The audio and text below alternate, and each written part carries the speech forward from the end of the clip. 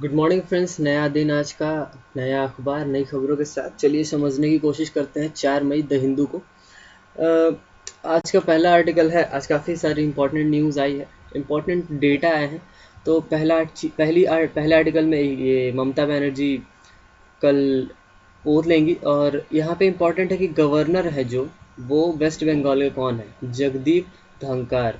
तो यहाँ पे ये इम्पोर्टेंट है। और एक्सपर्ट पैनल है जो इन्वायरमेंटल मिनिस्ट्री की, वो सेंट्रल विस्टा प्रोजेक्ट को उन्होंने मंजूरी दे दी है। और आगे बढ़ते हैं। यहाँ पे नेक्स्ट चीज़ है United nation UNHCR, United nation high commissioner for refugees. ये इंडिया में कब से एक्टिव है? एक्चुअली क्या हुआ कि 7 म्यांमार से रिफ्यूजीज़ आए हैं, और हाई कोर्ट ने कहा है कि वो UNHCR जा सकते हैं। UNHCR दिल्ली में है, और UNHCR एक UN की बॉडी है। UNHCR 1950 में फॉर्म हुआ था, इंडिया में 1981 से ऑपरेटिंग है। और ICMR को रॉयल्टी मिलने वाली है भारत बायोटेक, सॉरी, कोवैक्सीन के सेल से। चूँकि भारत बायोटेक और ICMR ने जॉइंटली ये डेवलप किया था, तो जब हर सेल पे जो भी भारत बायोटेक बेचेगी, तो कोवैक्सीन पे उन्हें रॉयल्टी मिलेगी। तो आगे बढ़ते हैं। मेडिकल ऑक्सीजन पे से GST हटा दिया गया है। और यहाँ पे जो बहुत सारे ऑक्सीजन कॉन्सेंट्रेटर्स हैं, वो कस्टम्स में फंसे हुए हैं। तो कोरोना वायरस से रिलेटेड, मतलब जो भी एड की सामान है, या फिर कह सकते हैं कॉन्सेंट्रेटर्स, ऑक्सीजन सिलेंडर्स, वैक्सीन्स या और भी चीज़ें, वो भी कस्टम्स में फंसी हुई हो सकती हैं। तो इसी को लेके हाई कोर्ट ने, यानी दिल्ली हाई कोर्ट ने सेंटर से क्लियरेंस मांगी है, या कह सकते हैं जवाब मांगा है। और ये सब रेमडेसिविर कोरोना वायरस की न्यूज़ है। तो आगे बढ़ते हैं हम अपने अगले इम्पोर्टेंट आर्टिकल की तरफ। यहाँ पे एक है, यहाँ पे एक नाम दिया हुआ है, गवर्नर अनिल बैजाल। ये लेफ्टिनेंट गवर्नर हैं, कहाँ गए? दिल्ली के लेफ्टिनेंट गवर्नर को पावर्स मिली हैं, अभी हाल ही में काफ़ी चर्चा में रहा है। तो ये इम्पोर्टेंट है।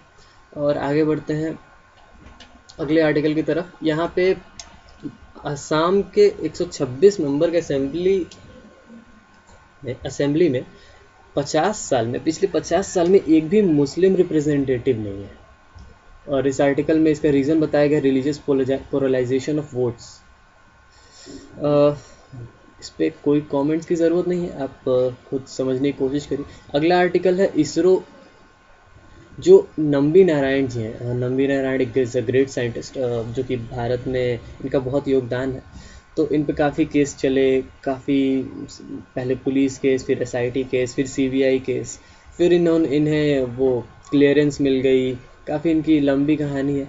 और इसमें इम्पॉर्टेंट ये है, हालांकि आप इनके बारे में इंटरनेट पर ज़रूर पढ़िए, इसमें इम्पॉर्टेंट है फॉरेनर्स एक्ट। फॉरेनर्स एक्ट क्या है? फॉरेनर्स एक्ट 1946 में इंडिया में आया था। हाँ, एग्जैक्टली 1946, जब इंडिया आज़ाद अभी नहीं हुआ था। तो आज़ादी के पहले से इंडिया 1946 में फॉरेनर्स एक्ट आया। एक्चुअली ये गवर्नमेंट को पावर्स देता है ऐसा, कि जो फॉरेनर्स हैं, जो इंडिया में आते हैं, उनके मैटर्स में दखल अंदाजी करने का पावर देता है फॉरेनर्स एक्ट। और इसमें बाकी चीज़ें सब नॉर्मल आप पढ़ सकते हैं। और कर्नाटका रिकॉर्ड्स 29 डेज, सॉरी, ये सब हम स्किप करते हैं, अपने अगले इंपॉर्टेंट आर्टिकल की तरफ बढ़ते हैं। एडिटोरियल पेज पे हम आएंगे। एडिटोरियल पेज पे ये एक आर्टिकल है, under reporting does hurt the कोविड-19 फाइट। तो यहाँ पे मेंशन किया गया है कि कोरोना वायरस से रिलेटेड काफ़ी अंडर रिपोर्टिंग है, मतलब जो एक्चुअली डेथ्स हैं, केसेस हैं, ये उतने रिपोर्ट नहीं हो रहे हैं जितने एक्चुअली हैं। यहाँ पे मेंशन किया गया है कि 10,000 डेथ्स हो चुकी हैं हर 3 दिन में। 10,000 डेथ्स, सॉरी, पिछले 3 दिन में नहीं, हर 3 दिन में हो रही हैं। इनके रीजंस बताए गए हैं, अंडर टेक्नोलॉजी है, और सारी टेस्ट नहीं हो रही हैं, असिम्टोमेटिक इन्फेक्शंस हैं, ट्रैवल और कॉस्ट, ट्रैवलिंग की वजह से काफ़ी कोविड-19 के टेस्ट्स नहीं हो रहे हैं, लोग घर से निकलते नहीं हैं, और काफ़ी चीज़ें हैं। आप इसे पढ़ सकते हैं, हमारे लिए उतने रिलेवेंट नहीं है, लेकिन इसमें एक्चुअली ये बहुत ही ज़्यादा रिलेवेंट इन्फॉर्मेशन है, सॉरी रिलेवेंट कह रहे हैं, कह सकते हैं फैक्चुअल इन्फॉर्मेशन है, तो इसे स्किप नहीं किया जा सकता है। और इसके रीजंस बताए गए हैं, मॉडल्स बताए गए, इंडिया में कौन से मॉडल्स काम करते हैं, और मोर्टेलिटी रेट क्या है, और इस रिसर्च और सर्वेज क्या कहती हैं। तो आप देख सकते हैं ये टेस्टिंग इन इंडिया के बारे में बताया गया है, कंपेयर किया गया है यूएस से। तो ठीक है, हम अपने अगले आर्टिकल की तरफ देखते हैं। तो एक ये जीएसटी के बारे में हाल ही में कुछ दिन पहले न्यूज़ आई थी कि अप्रैल में जीएसटी कलेक्शन रिकॉर्ड हाई है, तो ऑल टाइम हाई है, सॉरी, 1,41,000 करोड़। और इसके पिछले महीने यानी मार्च में भी वो ऑल टाइम हाई ही था, 1,24,000 करोड़। सबसे पहले मार्च में ऑल टाइम हाई, उसके बाद अप्रैल में मार्च के रिकॉर्ड को भी तोड़ दिया। यहाँ पे मेंशन किया गया है जीएसटी रिवेन्यूज़ को, अक्टूबर में ऑल टाइम हाई गया था 1,05,000। फिर राइजिंग कोविड-19 केसेस, यहाँ पे बताया गया है कि लोग ये जब इकोनॉमी नीचे जा रही है और कोरोना वायरस की वजह से लॉकडाउन इम्प्लीमेंटेशंस या फिर इतने केसेस बढ़ रहे हैं, फिर भी ये जीएसटी कलेक्शंस कैसे बढ़ रहे हैं। तो यहाँ पे रीज़न दिया गया है, किस चीज़ को रीज़न दिया गया है, जो स्पेकुलेशंस होते हैं, सॉरी, कह सकते हैं लॉकडाउन लगाने का डर, तो लोग इस डर से सामान खरीद के और स्टॉक कर रहे हैं, और एंड मतलब तो वहाँ पे सेल्स बढ़ रहा है, तो सेल्स दिख रहा है बढ़ता हुआ, लेकिन एक्चुअली वो कह सकते हैं लॉन्ग टर्म में नॉट सो बेनिफिशियल, या कुछ भी कह सकते हैं। और पिछले साल अप्रैल में यहाँ पे कंपेयर किया गया, पिछले साल जो जीएसटी कलेक्शन था वो सिर्फ 32,000 करोड़ था, और इस साल का जीएसटी कलेक्शन 1,41,000 करोड़ है, यानी कि 1,00,000 करोड़ ज़्यादा। तो it's a big difference, it's a huge amount, like 5 times, 4 और 5 टाइम्स। तो आगे इसमें और एक चीज़ मेंशन की गई है कि economic activity may not be badly may not yet as badly affected amidst a pandemic second wave, यानी कि कंपेयर किया गया फर्स्ट वेव से। तो इसमें और है, क्या है इम्पोर्टेंट, हाँ, टू व्हीलर सेल्स यहाँ पे घट गई हैं, और जीएसटी यहाँ पे कुछ सर्वेज हैं या कह सकते हैं स्टेटमेंट्स हैं जो कि आई हैं। मैन्युफैक्चरिंग अप्रैल में सबसे ज़्यादा कम है, जीएसटी ई बिल 6% घट गया है, और यहाँ पे फ्यूल अंडर जीएसटी की बात चल रही थी पेंडेमिक से पहले। इसमें इतना ही है, बहुत ज़्यादा इम्पोर्टेंट नहीं है, लेकिन जो जीएसटी रेवेन्यू है ये थोड़ा सा data, 5 times is a big amount. Nuclear challenge के बारे में बात की गई है, नॉर्थ कोरिया और यूएस के रिलेशंस के बारे में बात की गई है, डी न्यूक्लियराइजेशन के बारे में बात की गई। ईरान और नॉर्थ कोरिया, हालांकि हाल ही में यूएस ने कहा कि जो एक सीरियस थ्रेट है, ईरान और नॉर्थ कोरिया के न्यूक्लियर प्रोग्राम्स जो हैं वो सीरियस थ्रेट है अमेरिका की और वर्ल्ड की सिक्योरिटी के लिए। और यूएस ने इसकी कड़ी निंदा की है। स्टर्न डिटर्रेंस का मतलब होता है कड़ी निंदा करना।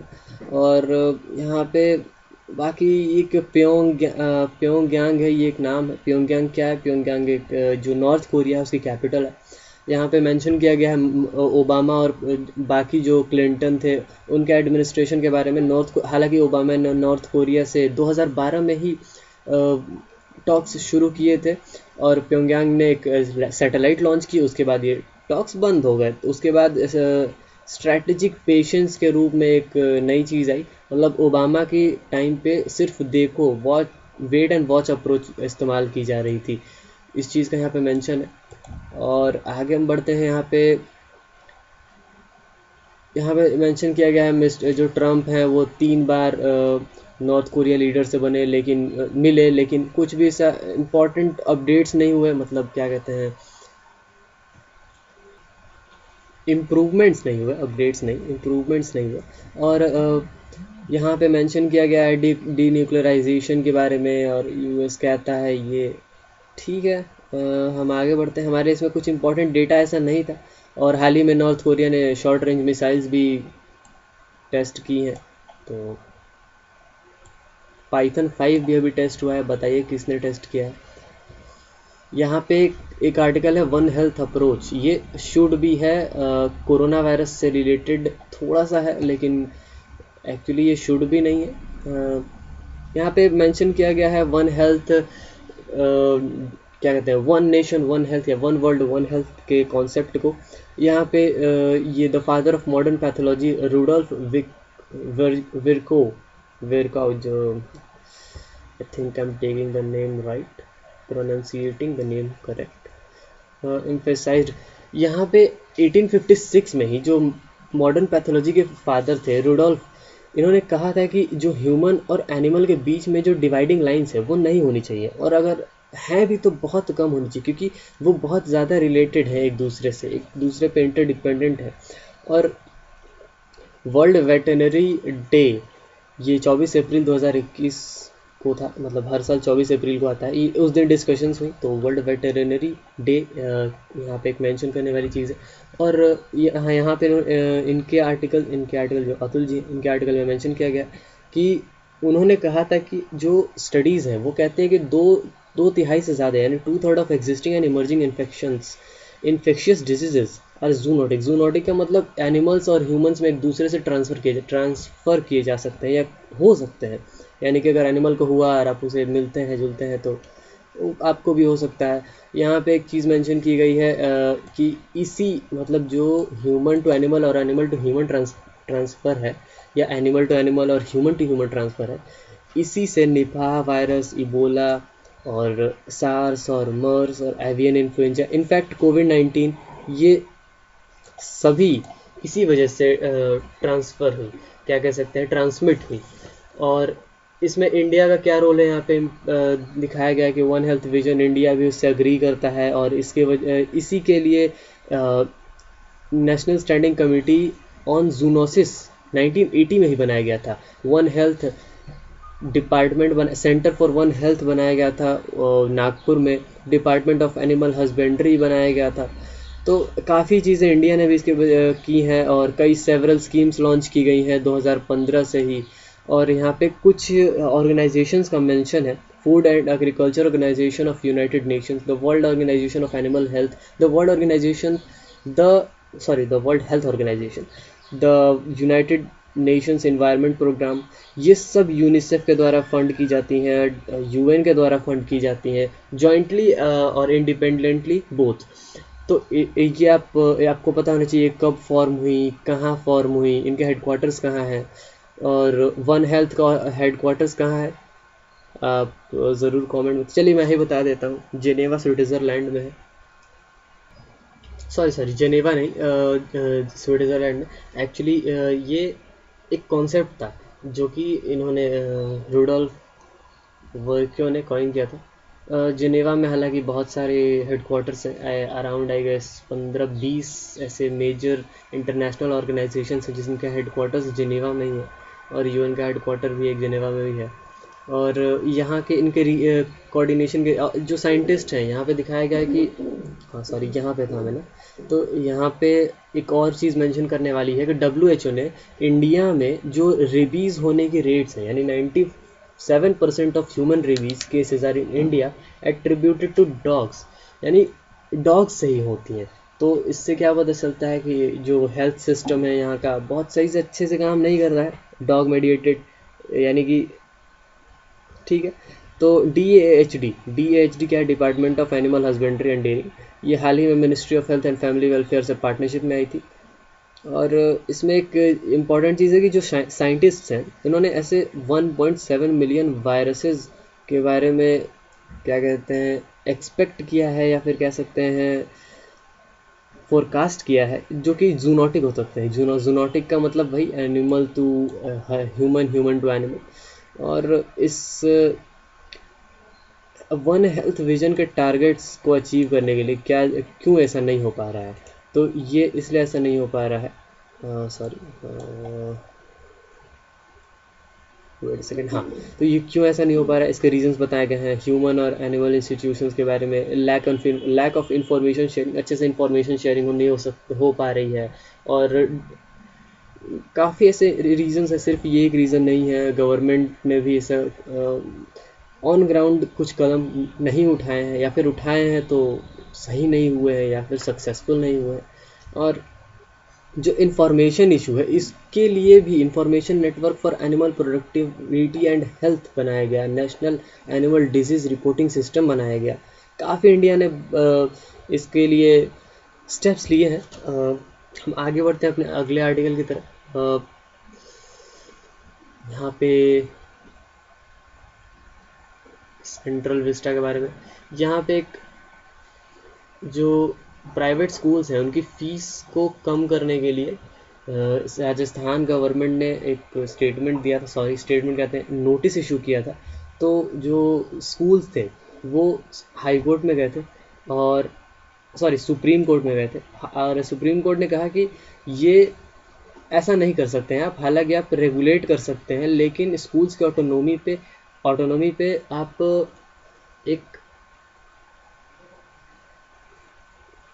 बैन नहीं लगा सकते। बैन यानी सॉरी बैन नहीं कहेंगे उसे, क्या कह सकते हैं हम उसे,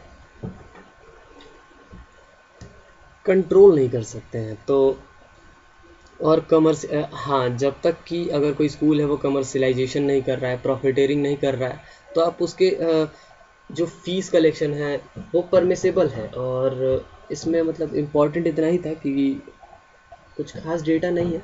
इम्पिंज का मतलब होता है टकराना या फिर किसी पे बोझ बन जाना, तो स्टेट कोई बोझ नहीं बन सकता है स्कूल्स के ऑटोनॉमी पे। तो यहाँ पे एक, हाँ ये वही चीज़ है जो 7 रेफ्यूजीज़ वाली है। तो इसमें इम्पॉर्टेंट यहाँ पे एक छोटी सी चीज़ है कि universal declaration of human rights है ये 1948 में। तो ये क्या है, अब इंटरनेट पे ज़रूर सर्च करिए, कमेंट सेक्शन में बताइए। International covenant of civil and political rights 1996, ये क्या है, ज़रूर हम इसके बारे में कल चर्चा करेंगे। और जो जस्टिस प्रफुल्ल चंद्र हैं ये नेशनल ह्यूमन राइट्स कमीशन के चेयरमैन बनाए गए हैं। तो बहुत बहुत बधाई है सबको। अगले आर्टिकल की तरफ बढ़ते हैं। ये सब पोल्स और कोरोना वायरस की न्यूज़ है। यहाँ पे एक और इम्पॉर्टेंट आर्टिकल था, मुझे अभी याद आ रहा है,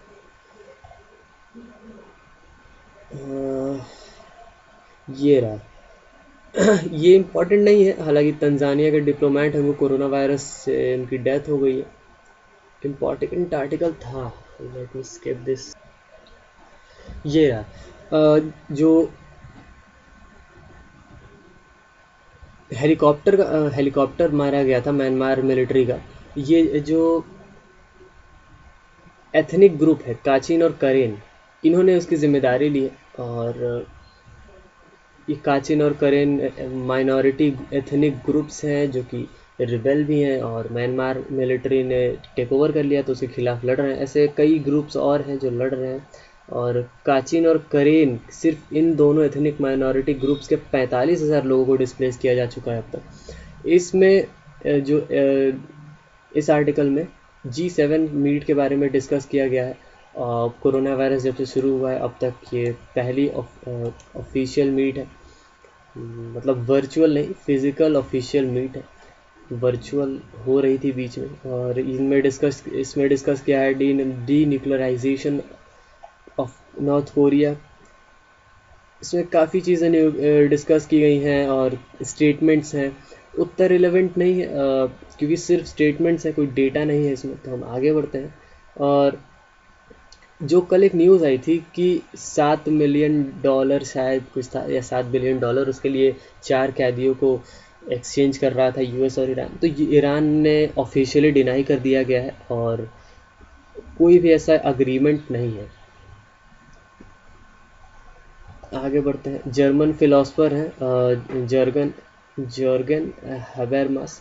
इन्होंने यूनाइटेड अरब एमिरेट्स की एक प्राइज़ है, यानी बहुत ही हाई लिबर्टी प्राइज़ है, उन्होंने इसे रिजेक्ट कर दिया है। तो क्यों रिजेक्ट किया है इसका मेंशन नहीं है। और हम आगे बढ़ते हैं। ये ओपेक के शेयर्स नीचे गिर गए हैं। जो टी रविशंकर हैं इन्हें आरबीआई का डेप्यूटी गवर्नर बनाया गया है, और ये आईएमएफ के कंसल्टेंट भी रहे हैं, और ये फिलॉसफी डिग्री रखते हैं, काफ़ी अच्छे जाने माने हैं व्यक्ति हैं। तो हमारे लिए ये इम्पोर्टेंट डेटा है एक मतलब इनका नाम इम्पोर्टेंट डेटा है। जो टी रविशंकर है deputy governor of reserve bank of India है। अब से आगे बढ़ते हैं। आज की न्यूज़ इतनी ही इम्पोर्टेंट थी। आप हमारे चैनल को ज़रूर सब्सक्राइब करें, बेल आइकन को ज़रूर दबाएं, प्रायोरिटी नोटिफिकेशंस ऑन कर दें, ऑल नोटिफिकेशंस ऑन कर दें, ज़रूर करें। इसी तरह की वीडियोस के लिए। और जल्दी मिलेंगे कल दोबारा। Good bye, thank you so much.